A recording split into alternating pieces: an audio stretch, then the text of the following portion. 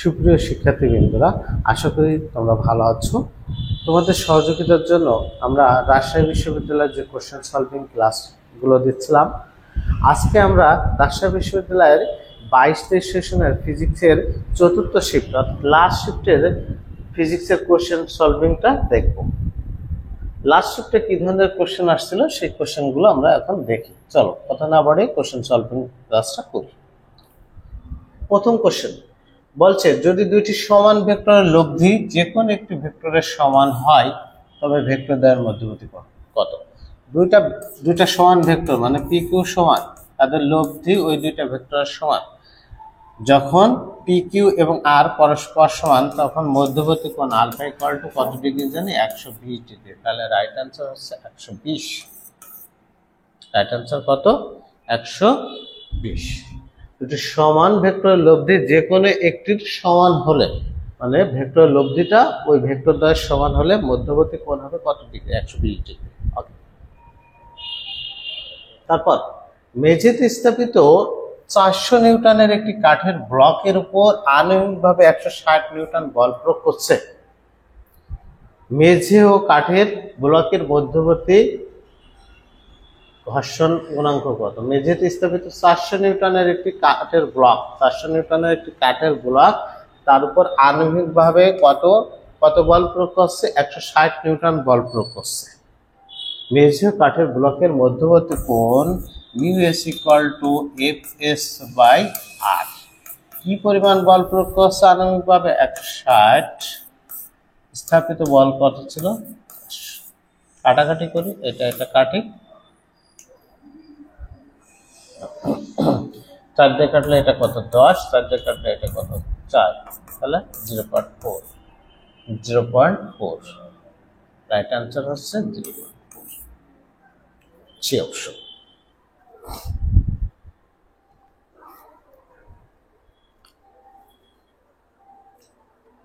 তিন নম্বর, খুলনা থেকে রাজশাহীর উদ্দেশ্যে 15 মিনিটের ব্যবধানে দুইটি ট্রেন ছাড়ে। খুলনা থেকে রাজশাহীর উদ্দেশ্যে 15 মিনিটের ব্যবধানে, 15 মিনিটের ভিতর দুইটি ট্রেন ছাড়ে। ট্রেন দুটির বেগ কত? 48 কিলোমিটার, ট্রেন দুটির বেগ 48 কিলোমিটার ঘন্টা, মানে প্রতি ঘন্টা 48 কিলোমিটার যায়। খুলনাগামী অপর একটি ট্রেন, এটা হচ্ছে খুলনাগামী অপর একটি ট্রেন যদি এদেরকে 5 মিনিটের ব্যবধানে অতিক্রম করে,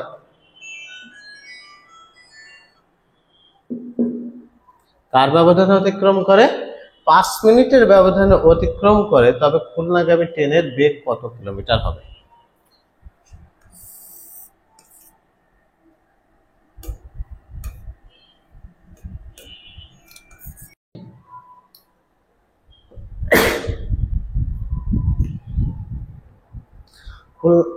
খুলনা থেকে রাজশাহীর উদ্দেশ্যে যাচ্ছে,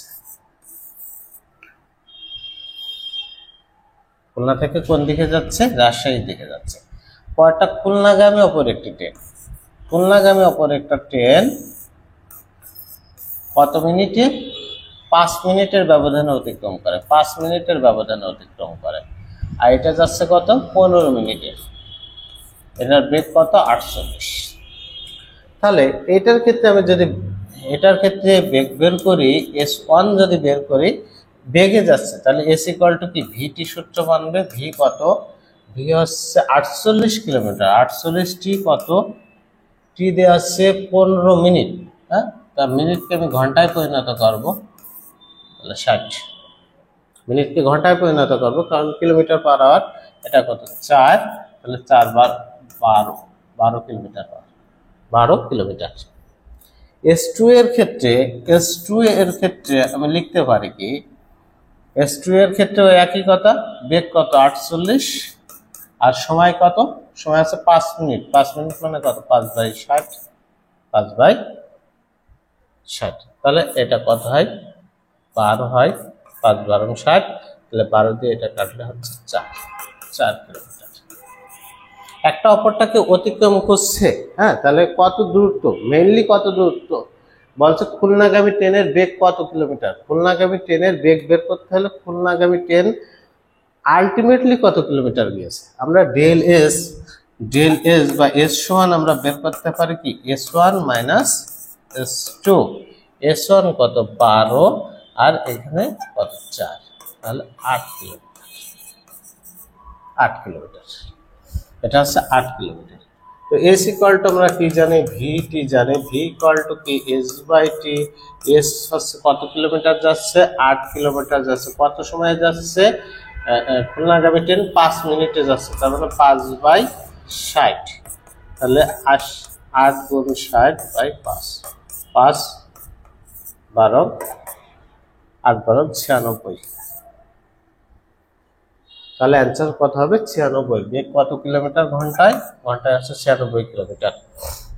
এটার বেগ হবে 96 কিলোমিটার। ঠিক আছে, পার্টটা আসো।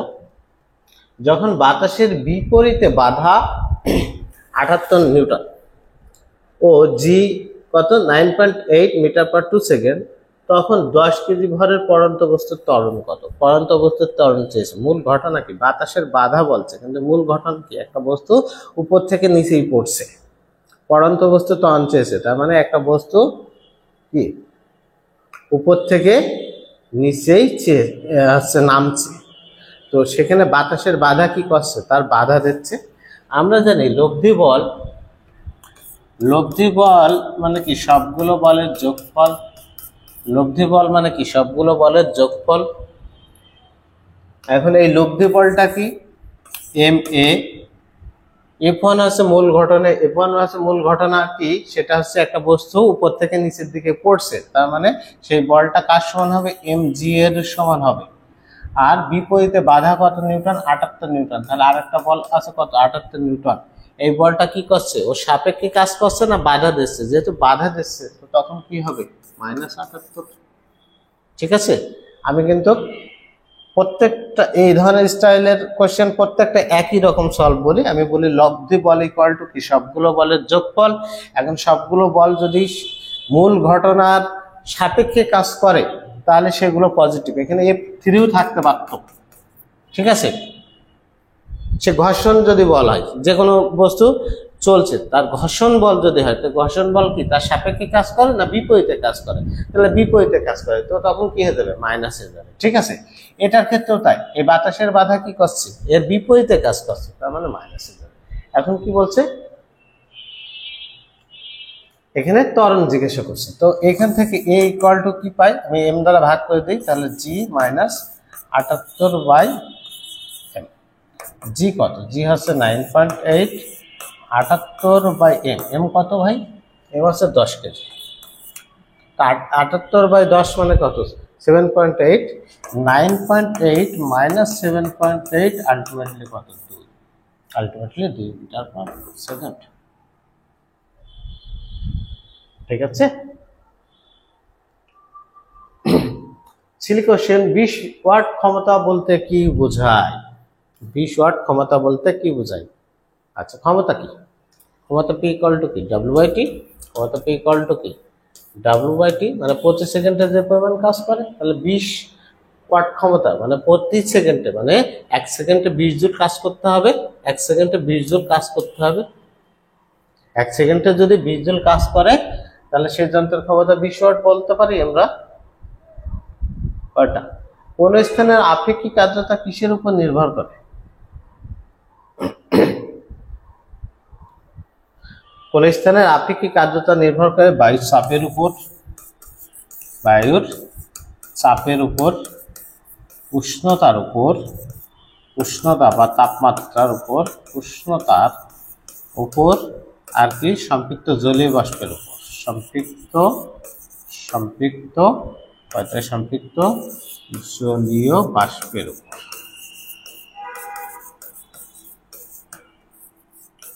জলীয় বাষ্পের চাপের উপর বা জলীয় বাষ্পের উপর লিখতে পারো, বাষ্পের চাপের উপর। ওকে, তাহলে কোন স্থানের আপেক্ষিক আর্দ্রতা অনেকগুলো বেশ কয়েকটা বিষয়ের উপর নির্ভর করে, তার ভিতরে অন্যতম হচ্ছে বায়ু চাপের উপর নির্ভর করে, বায়ু তাপমাত্রার উপর নির্ভর করে এবং সম্পৃক্ত জলীয় বাষ্পের চাপের উপর নির্ভর করে। এখানে কি কি দেওয়া আছে, শিশির অঙ্ক না, নির্ভর করে না। সান্দ্রতার উপর নির্ভর করে না, সম্পৃক্ত জলীয় বাষ্পের চাপের উপর, সম্পৃক্ত জলীয় বাষ্পের চাপের উপর নির্ভর করবে। অর্থাৎ রাইট অ্যান্সার হচ্ছে সি। রাইট অ্যান্সার কি সি। এই কালারটা ব্যবহার করে তো বলছে একটি চক্রের ভর কত? 16 কেজি। চক্রের ভর হচ্ছে 16 কেজি। চক্রগতির ব্যাসার্ধ 0.5 মিটার এবং প্রতি মিনিটে 300 বার আবর্তিত হচ্ছে 2 রেডিয়ান পার সেকেন্ড কৌণিক ত্বরণ সৃষ্টি করতে চক্রে কত টর্ক প্রয়োজন হয়? আমরা জানি torque tau equal to I alpha. Torque tau equal to কি জানি? I alpha. তাহলে আই কি? জড়তার ভ্রামক। জড়তার ভ্রামক ডিরেক্ট দেওয়া নেই, তাহলে এর পরিবর্তে কি লিখতে পারি? এম আর স্কয়ার বা M K square into alpha. তাহলে এম কি? ভর 16 কেজি। কে? চক্রগতির ব্যাসার্ধ কত দেওয়া আছে? 0.5 তার স্কয়ার। আর আলফা হচ্ছে কৌণিক ত্বরণ, সেটা দেওয়া আছে 2 রেডিয়ান পার সেকেন্ড। গুণ এটা কত? 25। কয় ডিজিট পার পয়েন্ট হয়? 5 স্কয়ার করলে কত? 25। 1 ডিজিট পার পয়েন্ট আছে, তাহলে হবে বর্গ। বর্গ করলে, পয়েন্টের বর্গ করলে সবসময় ডিজিট সংখ্যা ডাবল হয়, তার মানে 2 ডিজিট পার পয়েন্ট হবে। ওকে, ইন্টু 2। এটা যদি আমি লিখি, এর পরিবর্তে কত লিখতে পারবো? 100। এটা কাটাকাটি করলে কত হয়? 4 হয়। 4 দিয়ে কাটলে কত? 4। 4 দোকানে কত? 8। কি করলাম আমি? কি করলাম দেখি তো। 25কে 4 দিয়ে আমি কাটছি। এটা কাটলে কত? 2। 8ই তো হবে আনসার। 8। এখানে কোনোটিই নয়, তাহলে কোনোটিই নয়। ওকে, টর্ক কত? 8 নিউটন মিটার। এই কালার ভালো লাগছে না। কয়টা? 60 মিটার উচ্চতা। 60 মিটার উচ্চতা থেকে একটি বস্তুকে বিনা বাধায় পড়তে দিলে ভূমি থেকে কত উচ্চতায় বিভব শক্তি গতিশক্তির অর্ধেক হবে? একটা বস্তু এই উচ্চতা থেকে, একটা নির্দিষ্ট উচ্চতা থেকে ফেলা হচ্ছে এক্স উচ্চতায়। এই এক্স উচ্চতায় এসে গতিশক্তি যদি বিভব শক্তির n গুণ হয়, গতিশক্তি বিভব শক্তির n গুণ হয়, গতিশক্তি বিভব শক্তির n গুণ যদি হয়, তাহলে এই উচ্চতা x equal to h by n plus 1। গতিশক্তি বিভব শক্তির কি গুণ? n গুণ হতে হবে।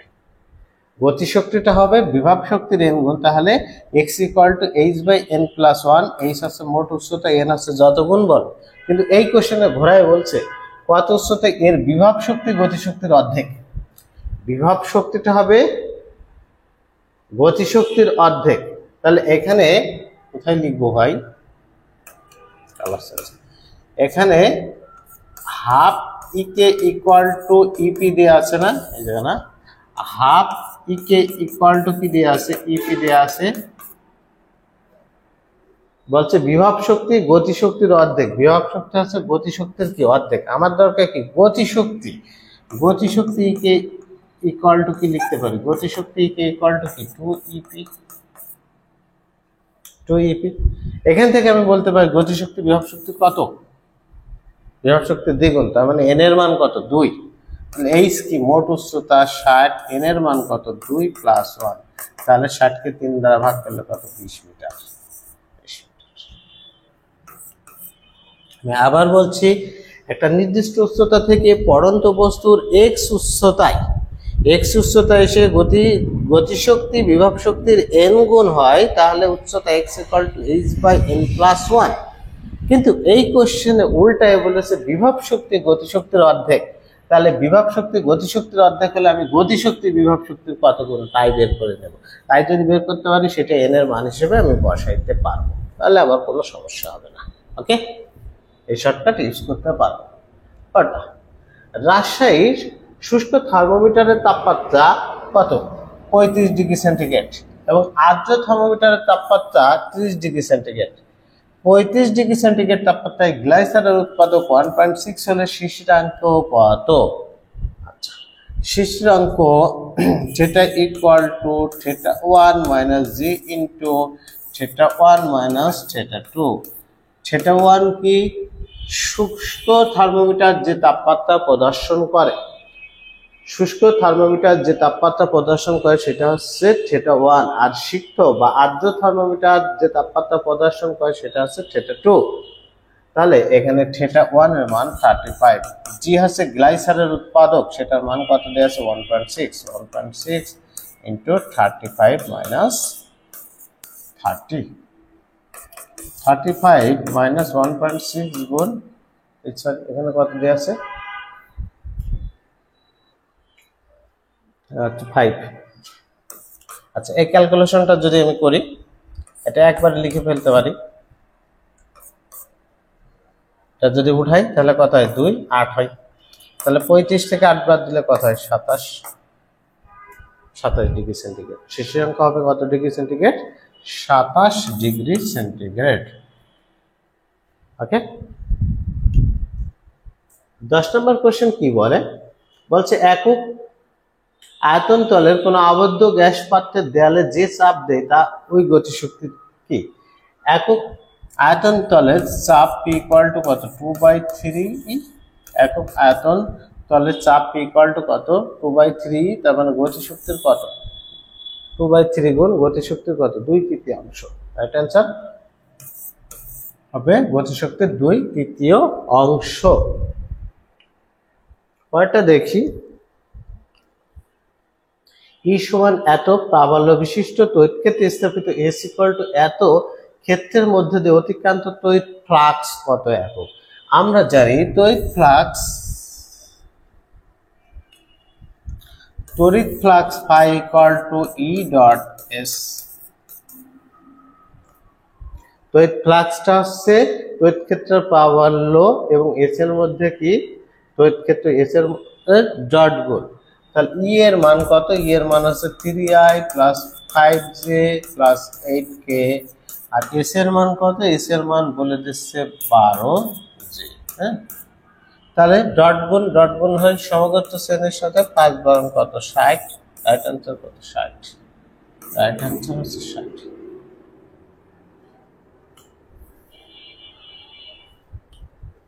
চিত্রে প্রদর্শিত বর্তনীর আউটপুট কোনটি হবে? চিত্রে প্রদর্শিত বর্তনীর আউটপুট কোনটি হবে বলেন ভাই? সে চিত্রই তো দিইনি। বলছিলাম যে তোমাদের পল্লব ভাইয়ের যে বিয়ে সবসময় থাকে বিয়ে নিয়ে, তো এই বিয়ের মাথায় যখন টেনশন থাকে তার মাথায় কি আর এই সার্কিট আছে? হ্যাঁ, তার মাথায় সার্কিট নেই, তার মাথায় কোনো এক রমণী আছে, তাই সার্কিট শেষ। আর আমি কি সার্কিট ছাড়া তো সলভ করতে পারি না।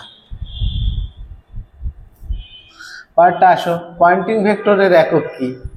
পয়েন্টিং ভেক্টরের একক হচ্ছে ওয়াট পার মিটার স্কয়ার।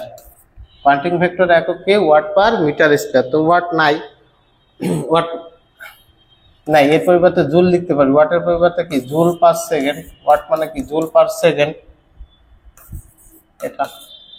তাহলে দেখবো joule per second per metre square,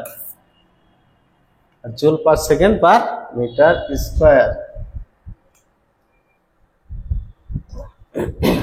বলছে একটি উভুতল লেন্সের দুই পৃষ্ঠের বক্রতার ব্যাসার্ধ যথাক্রমে এত এত এবং ফোকাস দূরত্ব এত হলে লেন্সের উপাদানের প্রতিসরাঙ্ক কত?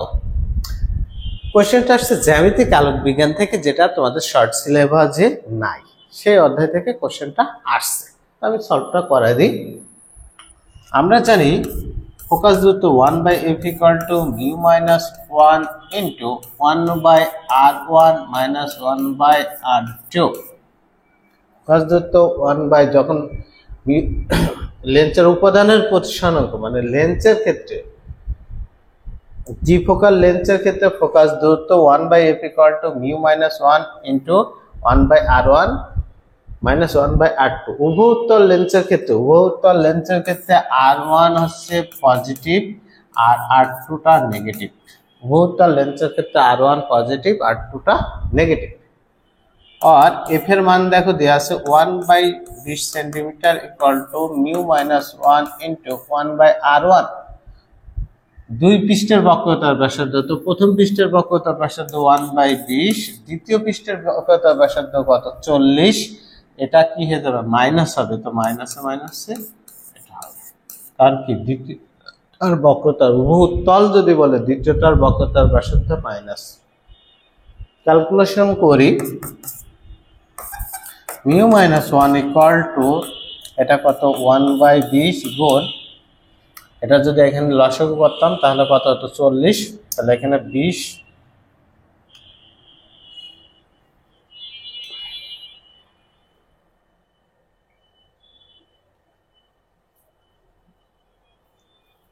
এটা লসাগু করি 1/20 যোগ 1/40 তাহলে লসাগু হতো কত 40, তাহলে এখানে 2 + 1 তাহলে কত হতো 3/40 উল্টা যে হবে কত 40/3, উল্টায় যে কত হবে 40/3, তাহলে এখানে কত 2/3 আর মিউ ইকুয়াল টু 1 + 2/3।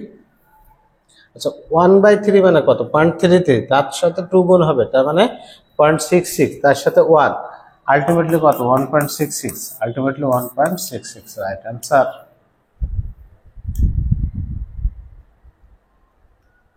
পরে বলছে হাইড্রোজেন পরমাণুর প্রথম ও দ্বিতীয় কক্ষপথের ব্যাসার্ধের অনুপাত। হাইড্রোজেন পরমাণুর প্রথম ও দ্বিতীয় কক্ষপথের ব্যাসার্ধ Rn সমান আমরা জানি n² R1, ব্যাসার্ধ Rn সমান n² R1।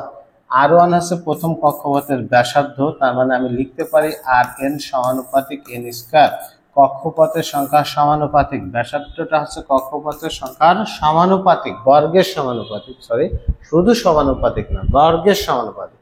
তাহলে প্রথম ও দ্বিতীয় কক্ষপথের ব্যাসার্ধ, প্রথম ও দ্বিতীয় কক্ষপথের ব্যাসার্ধটা হবে কি বর্গের সমানুপাতিক, তাহলে হবে 1:4, ব্যাসার্ধের অনুপাত কত হবে 1:4। যদি বলে প্রথম দ্বিতীয় ও তৃতীয় কক্ষপথের ব্যাসার্ধের অনুপাত, তাহলে প্রথম কক্ষপথ দ্বিতীয় কক্ষপথ তৃতীয় কক্ষপথ তার ব্যাসার্ধটা হবে কি কক্ষপথ সংখ্যার বর্গের সমানুপাতিক, তাহলে বর্গ করে দেব, তাহলে 1:4:9, এটাও কিন্তু প্রিভিয়াস ইয়ার আসছে। ঠিক আছে, পরের কোশ্চেন, কোন গ্যাস অণুর ব্যাস এত এবং প্রতি ঘন সেন্টিমিটারের অনুসংখ্যা এত, স্বাভাবিক তাপমাত্রা ও চাপে অণুগুলোর মূল গড় বেগ বা মূল গড় বর্গবেগ 500 মিটার/সেকেন্ড হলে এনটিপিতে গ্যাসের ঘনত্ব কত? ঘনত্ব এবং বর্গমূল গড় বর্গবেগ আছে, তাহলে আমি সূত্রটা লিখতে পারি c =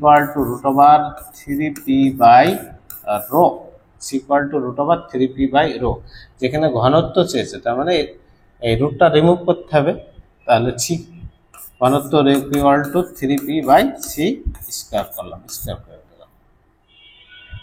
তাহলে 3p কত, p হচ্ছে 101 325 প্যাসকেল ও 1.01 × 10⁵, তো 1.01 আর আমি লিখছি না 1 × 10⁵ লিখছি, বাই c এর মান কত 500, তো 500 বর্গ করলে 5 বর্গ করলে কত 25, আর শূন্য সংখ্যা কয়টা হয়ে যাবে 4টা হয়ে যাবে, শূন্য সংখ্যা কয়টা হয়ে যাবে 4টা।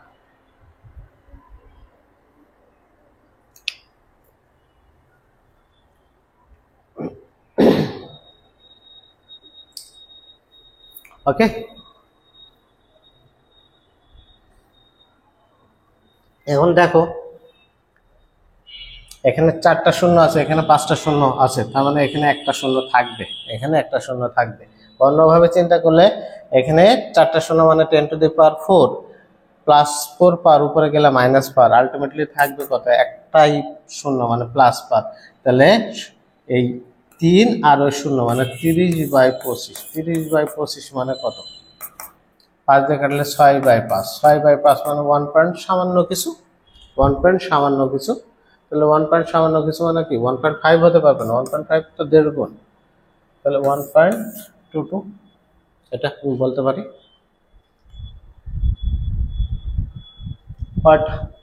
প্রতি ঘন সেন্টিমিটারে অণুর সংখ্যা এতটি এবং অণুর পারমাণবিক ব্যাসার্ধ এত হলে গড় মুক্ত পথ λ = 1/√2πd²n, ডিটা কি অণুর ব্যাস, তাহলে 1/√2π মানে কত 3.1416, ডি হচ্ছে অণুর ব্যাস, যেখানে ব্যাসার্ধ দেওয়া আছে 20 এত, তাহলে এর সাথে 2 গুণ করবো, তাহলে 4 × 10⁻⁸, তার আবার স্কোয়ার, আবার এর সাথে গুণ আছে কি অনুর সংখ্যা গুণ করবো 1.5 × 10⁻19। এই ক্যালকুলেশন বেশ বড়, ম্যানুয়ালি করা যায় না বললেই চলে, ঠিক আছে। আমরা একটু স্কিপ করার চেষ্টা করবো, এটা হচ্ছে ম্যানুয়ালি প্রসেসটা বললাম, ঠিক আছে। আমি জাস্ট প্রসেসটা বলেছি। আমরা কি করব, ইউনিভার্সিটিতে আসলে এই কোশ্চেন নিয়ে কিন্তু বসে থাকবো না। আমাদের কঠিন কোশ্চেনের নাম্বারও যেমন এক, সহজ কোশ্চেনের নাম্বারও ঠিক এক। আমরা এই কঠিন কোশ্চেন মানে ক্যালকুলেশনটা আসলেই কঠিন হবে, এর দেখেই বোঝা যাচ্ছে। তো এটা নিয়ে আমরা বসে থাকবো না, আমরা কি করব, অন্যটা সলভ করার চেষ্টা করব। কারণ আমাদের 100-তে 100 পেতে হবে না, আমাদের 60% নাম্বার যে কোনো কোশ্চেনে, 60% নাম্বার যে কোনো কোশ্চেনে সেফ জোন। তুমি যদি চিন্তা করো, শুধুমাত্র জিএসটি এগ্রিতে গত বছরে 70% নাম্বার লাগছে, আর অ্যাডমিশনে গত 5 বছরে কোনো বিশ্ববিদ্যালয়ে কখনো 60% নাম্বার লাগেনি। জিএসটিতে কি 40% নাম্বার পাইলেই যে কোনো একটা সিট কনফার্ম, শুধু 1 বছর না, প্রত্যেকটা বছর। তো 40 নাম্বার কিন্তু জিএসটি কোশ্চেনে থাকে, সহজ কোশ্চেন থাকে, হ্যাঁ, 50-55টা সহজ কোশ্চেন থাকে মিনিমাম। বলছি ব্রাউনের গতিসূত্রের আবিষ্কারক কে? ব্রাউনের গতিসূত্রের আবিষ্কারক না আইনস্টাইন, না রবার্ট বয়েল, না ক্লোসিয়াস। ব্রাউনের গতিসূত্রের আবিষ্কারক হচ্ছে ক্লোসিয়াস। আইনস্টাইন কি আবিষ্কার করেন? আলোক তড়িৎ ক্রিয়া ব্যাখ্যা করেন। আইনস্টাইন আলোক তড়িৎ ক্রিয়া ব্যাখ্যা করেন।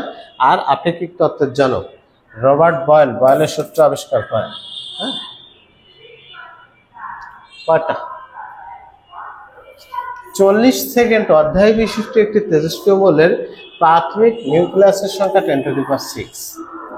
একটা পরমাণু তার নিউক্লিয়াসের সংখ্যা কত? 10⁶। তার অধ্যায় কত? 40 সেকেন্ড। অধ্যায় কত?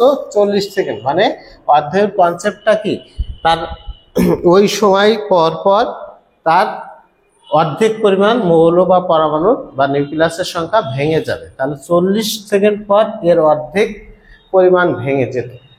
40 সেকেন্ড পর এর অর্ধেক পরিমাণ ভেঙে যেত। তো এর অর্ধেক মানে কি? এর অর্ধেক মানে 2 দ্বারা যদি আমি ভাগ করি, তাহলে আমি এটা এই লিখতে পারি না, 10⁵/2।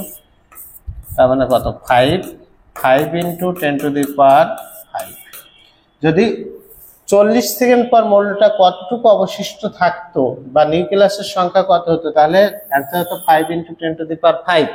কিন্তু অর্ধেক পর্যন্ত কিন্তু সময় দিনই, বলেছে মাত্র 20 সেকেন্ড পর। তাহলে কি এর অর্ধেক পরিমাণ ভাঙবে? ভাঙবে না, অর্ধেকের থেকে কম ভাঙবে। তাহলে এখানে 10⁵ থাকবে, আর এখানে 5 থেকে একটু বড় ডিজিট আমি খুঁজে বের করবো। তাহলে আমি বলতেই পারি 7 × 10⁵ অ্যান্সার।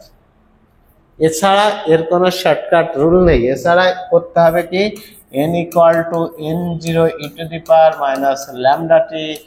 n0 হচ্ছে প্রাথমিক পরমাণুর সংখ্যা 10⁶, e⁻λ ডিরেক্ট দেয়া নেই। ল্যামডা সমান আবার কি লিখতে পারি? 0.693/t², তার মানে 0.693 কত? 40 ইন্টু কত? 20। এটা উঠাইতে গেলে অবশ্যই লন লাগবে, আর লন আমি ক্যালকুলেটর বাদে করতে পারবো না, ঠিক আছে। তো ম্যানুয়াল প্রসেসে কোনোভাবেই অঙ্ক করা যাবে না। এটা আবার বোঝো ভাই, অধ্যায় বলেছে কত সেকেন্ড? 40 সেকেন্ড। তার মানে 40 সেকেন্ড পর ওই মৌলটা অর্ধেক পরিমাণ ভেঙে যাবে। কিন্তু প্রশ্নকর্তা বলেছে মাত্র 20 সেকেন্ড পর নিউক্লিয়াসের সংখ্যা কত হবে। তার মানে অর্ধেক পরিমাণ ভাঙবে না, অর্ধেক থেকেও কম ভাঙবে। তো অর্ধেক পরিমাণ ভাঙাইলে আমরা পাই এইটা, অর্ধেক থেকেও কম মানে এর থেকে একটু বেশি। সেখান থেকে আমি 7 × 10⁵। 10⁵ তো আমার রাখতে হবে, তো 5-এর জায়গায় আমি 7 রাখছি। কয়টা? এত ইলেকট্রোভোল্ট শক্তি ব্যবধান সম্পূর্ণ একটি অর্ধপরিবাহী দিয়ে পিএন জাংশন তৈরি করা হলো। এটি কি 6000 ন্যানোমিটার তরঙ্গ দৈর্ঘ্য শনাক্ত করতে পারবে কিনা? এই শনাক্ত করতে হলে এই 6000 ন্যানোমিটারের শক্তি বের করতে হবে। শক্তি বের করে দেখতে হবে এই শক্তির চেয়ে কম না বেশি।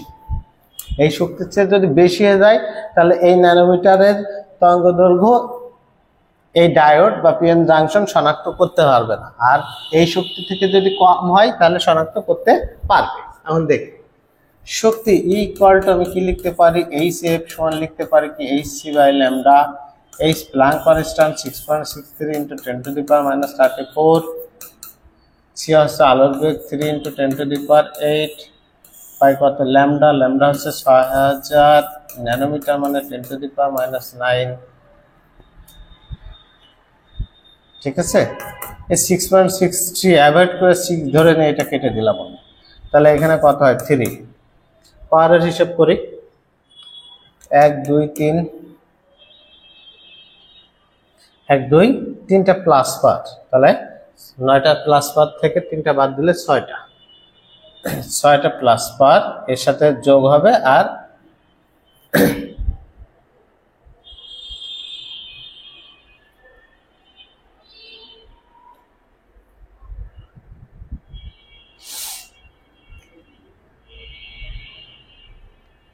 এখানে কত হচ্ছে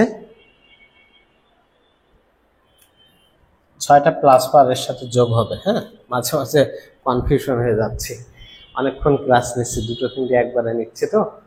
তাহলে 6টা প্লাস পাওয়ার এর সাথে যদি আমি যোগ করি 8 6 14, তার মানে এখানে হবে 3 into 10 to the power minus 12। হ্যাঁ, শক্তির এসআই একক কি জুল, কিন্তু আমার নিতে হবে কি ইলেকট্রোভোল্ট। ইলেকট্রোভোল্ট নিতে হলে ইলেকট্রনের চার্জ দ্বারা আবার কি করতে হবে, ভাগ করতে হবে। ইলেকট্রনের চার্জ দ্বারা কত করতে হবে, ভাগ করতে হবে। ঠিক আছে, তো এর জন্য কত লিখতে পারি, এর জন্য আবার আমি কত লিখতে পারি 10 লিখতে পারি, এর জন্য 10 লিখতে পারি। তাহলে 10 আর এখানে আছে 10 to the power 20, মানে একটা কমে যাবে, তাহলে এইটা আর এটা কেটে যাবে, থাকবে কত 3/16। 3/16 মানে আমি দেখি পয়েন্টের জন্য কত শূন্য, তাহলে 1 দশমিক সামথিং বা প্রায় 0.2 0.1 এর থেকে একটু বেশি বা 0.2। এখানে শক্তি আছে কত 1 ইলেকট্রোভোল্ট 1.8 ইলেকট্রোভোল্ট, আর এখানে শক্তি আছে কত 0.2 ইলেকট্রোভোল্ট। অবশ্যই এটা দ্বারা এটা পরিমাপ করতে পারবে।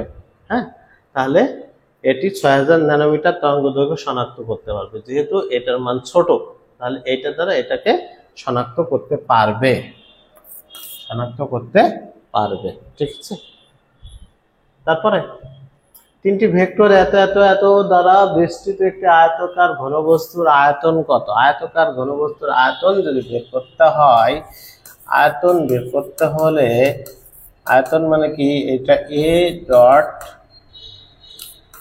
b cross c equal to 0, a dot b cross c করতে পারি। হ্যাঁ, অথবা আমরা না করতে পারি নির্ণায়কের মান বের করে দিই। কি করবো আমরা, নির্ণায়কের মান বের করে দেবো, শেষ, কোনো ঝামেলা।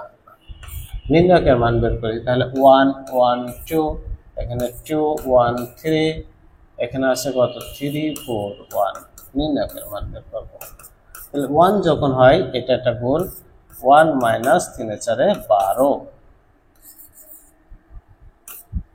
মাইনাস 1 যখন লিখবো তখন হচ্ছে 2 মাইনাস 9 প্লাস 2 যখন লিখবো তখন 4 দুগুণী 8 মাইনাস 3।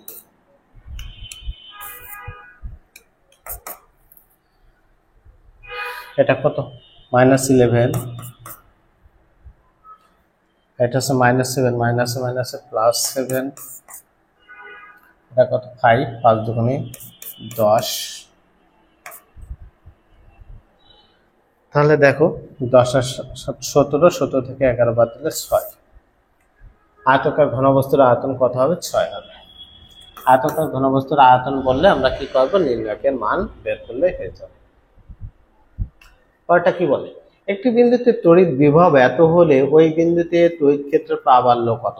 তো আমাদের আলাদা আলাদা ভাবে এটার মান এটার মান এটার মান বের করতে হয়, ম্যানুয়াল যে প্রসেস, তো আমরা এটা করব না।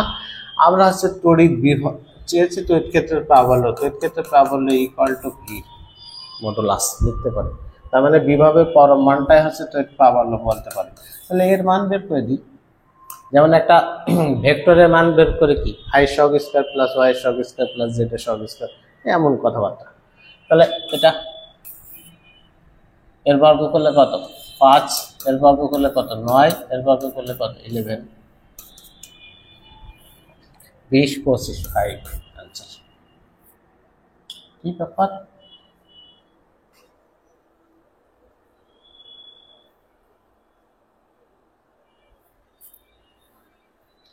কি ব্যাপার বলো ভাই। একটি বিন্দুতে তড়িৎ বিভব দেওয়া আছে এত, ওই বিন্দুতে তড়িৎ ক্ষেত্রের প্রাবল্যের মান এর স্কয়ার করলে হচ্ছে 5, 5 আর 9 কত 14। এখানে কোনো মান টান ঝামেলা করছে, স্লাইডে ভুল আছে, হয় এই মান টান কোনো ঝামেলা করছে, এটাই অ্যান্সার হবে। মানে এই কনসেপ্ট হবে, এই কনসেপ্টটা এই হবে যে এখানে মানটা যা দেওয়া থাকবে রুট থাকবে, এটার বর্গ যোগ এটার বর্গ যোগ এটার বর্গ করে যা হবে, ঠিক আছে। এটা হচ্ছে স্লাইডে মিসিং আছে, আমার কোনো সমস্যা নাই। আসো পরের কোশ্চেন। এম ভরের বস্তুকে কেটে এম ও এম ভরের দুটি বস্তুতে রূপান্তরিত করলে এম বাই এম এর অনুপাত কি হলে এদের মধ্যে মহাকর্ষ বল সর্বোচ্চ হবে? মহাকর্ষ বল F = G × m1 m2 / d²। দূরত্বর কোনো কথাবার্তা বলেনি, বলেছে কি দূরত্বর কোনো কথাবার্তা না বলে একটা ভরকে একটা নির্দিষ্ট অংশে ভেঙে তারপর কি বলছে এম বাই এম অনুপাত করলে এদের মধ্যে মহাকর্ষ বল সর্বোচ্চ কখন হবে?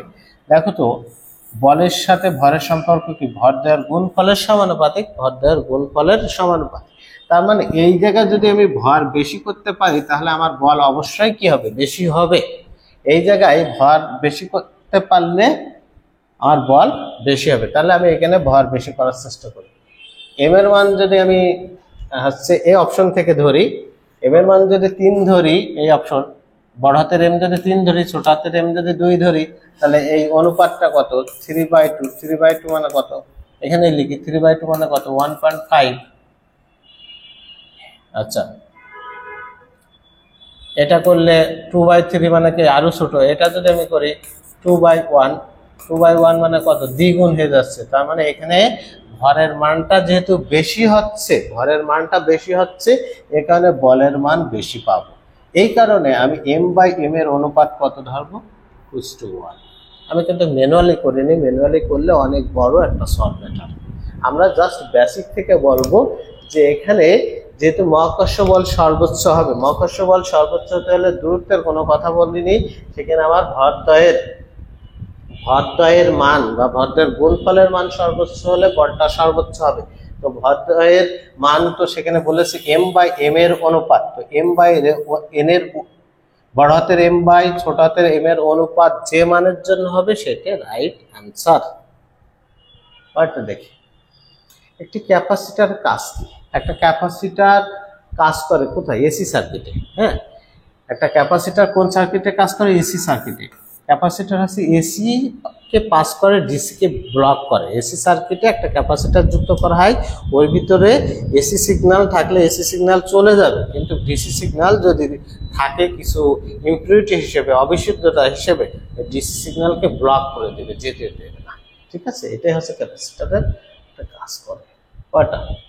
ইয়ং এর ডিসি পরীক্ষায় আলোর তরঙ্গ দৈর্ঘ্য এত, চিরের ব্যবধান এত, চির হতে পর্দার দূরত্ব এত, ব্যতিচার ডোরার প্রস্থ চেয়েছে। ডোরার প্রস্থ ∆x = λd/a 2a। ডোরার প্রস্থ বললে কিন্তু 2, ঠিক আছে, মাথায় থাকে ডোরার প্রস্থ, তাহলে 2 হবে। ল্যামডার মান কত? 5000 আর্মস্ট্রং মানে 10⁻⁻10। ডি হচ্ছে চির হতে পর্দার দূরত্ব 1 মিটার/2।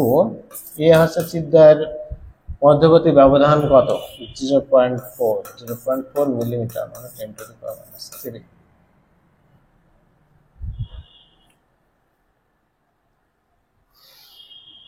এটা করে নিও তোমরা, ঠিক আছে, এটা সলভটা একটু করে নিও। তো সবাইকে ধন্যবাদ জানিয়ে আজকের মতো ক্লাস শেষ করছি। অনেক বড় ক্লাস নিলাম, মানে অনেকগুলো ক্লাস নিয়েছি আজকে। তো সবাই ভালো থেকো, পরবর্তী ক্লাসে দেখা হবে। আর আমার চ্যানেলটা সাবস্ক্রাইব করে সাথে থাকো, ঠিক আছে, নিত্য নতুন ভিডিও পাবা।